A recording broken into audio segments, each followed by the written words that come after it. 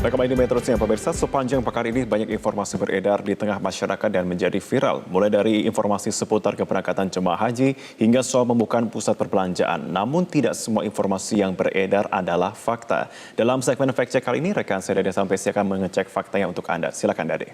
Ya, Marvin dan juga pemirsa, menurut Kemenkominfo, setidaknya dalam satu pekan terakhir informasi yang beredar di masyarakat dan ternyata hoax sedikit lebih menurun. Sehingga untuk hari ini tidak ada informasi hoax terkait dengan virus corona yang harus kita cek faktanya. Tapi ternyata masih ada, atau lebih tepatnya masih banyak informasi lain yang beredar di masyarakat yang harus kita cek faktanya. Salah satunya terkait dengan pembatalan ibadah haji 2020. Kita lihat informasi pertama yang beredar di tengah masyarakat dan sempat meramaikan dunia media sosial Indonesia, karena di media sosial Facebook sempat beredar informasi bahwa ada keistimewaan untuk warga Aceh. Di tengah pembatalan keberangkatan haji di tahun 2020 yang sudah diumumkan oleh pemerintah pada 2 Juni 2020 di awal bulan ini, ternyata informasi yang beredar adalah warga Aceh boleh berangkat haji, mendapatkan pengecualian. Ini beredar di Facebook dan sebenarnya apa yang disampaikan di Facebook ini adalah merupakan postingan dari berita di salah satu portal media online. Dan Kementerian Komunikasi dan Informatika melakukan cek faktanya dan penelusurannya, pemirsa. Jadi dari hoax yang beredar ini terkait dengan jemaah Aceh tetap bisa berangkat ibadah haji tahun ini. Faktanya adalah tidak, artinya informasi ini adalah hoax. Kita lihat cek faktanya yang dipublikasikan oleh Kementerian Komunikasi dan Informatika. Jadi sudah diklarifikasi oleh Kemenkominfo pada pekan ini juga 18 Juni 2020 bahwa pembatalan haji 2020 berlaku untuk seluruh warga negara Indonesia. Seperti yang sudah disampaikan oleh Kementerian Agama Republik Indonesia pada 2 Juni 2020, tidak hanya berlaku untuk WNI yang ada di Indonesia, tapi juga untuk WNI yang ada di luar negeri. Tidak hanya untuk haji reguler, tapi juga untuk haji khusus dan bahkan untuk visa haji undangan juga dibatalkan jika Anda berstatus warga negara Indonesia. Dan pada 9 Juni 2020, beberapa hari setelah pemerintah mengumumkan secara resmi pembatalan haji ini, pihak pemerintah Republik Indonesia melalui Kementerian Agama Republik Indonesia juga sudah berkomunikasi langsung dengan Kerajaan Arab Saudi dan bahkan meminta agar Kerajaan Arab Saudi tidak mengeluarkan visa haji ataupun visa kunjungan untuk warga negara Indonesia di tahun 2020 ini. Ini terkait dengan jemaah Aceh tetap bisa berangkat ibadah haji di tahun ini yang ternyata adalah hoax. Dan informasi kedua yang harus kita cek faktanya masih terkait dengan ibadah haji.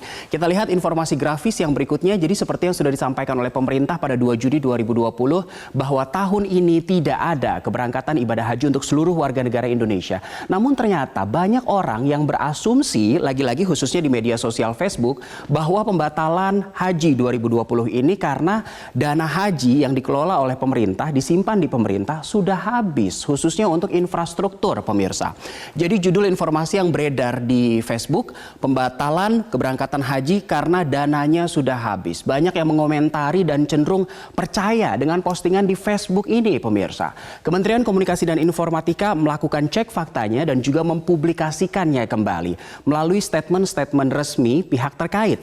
Kita lihat konfirmasi dari Kemenkominfo. Di sini Kemenkominfo mengutip pernyataan dari Kepala BPKH, Badan Pengelola Keuangan Haji, yaitu Anggito Abimanyu, yang memastikan bahwa tidak ada dana haji yang digunakan untuk pembangunan infrastruktur. Bahkan disebutkan juga oleh Anggito, sampai saat ini dana haji masih tersimpan di rekening BPH dengan berbagai kurs, baik itu rupiah, mata uang dalam negeri kita, maupun dolar Amerika Serikat. Sebenarnya dalam 2 minggu ini, sepanjang bulan Juni ini, sejak pemerintah mengumumkan bahwa pembatalan haji 2020 terpaksa dilakukan untuk alasan keselamatan warga negara Indonesia, banyak informasi beredar terkait dengan hal-hal seperti ini, pemirsa. Dan Kemenkominfo selalu melakukan cek faktanya dan ternyata hoax. Dari 2 informasi terkait dengan haji, kita lihat informasi lainnya terkait dengan isu megapolitan di DKI Jakarta dan juga sekitarnya. Jadi beberapa pusat perbelanjaan atau mal di DKI Jakarta sesuai dengan protokol kesehatan, hanya beberapa mal saja, tidak semua mal, melakukan sistem atau mewajibkan orang yang mengunjungi mal mereka untuk memindai kode QR. Namun disebutkan bahwa kode QR di-scan untuk pelacakan pengunjung jika ada yang positif COVID-19. Untuk informasi yang satu ini beredar melalui pesan berantai di aplikasi WhatsApp. Kita baca bersama pelan-pelan.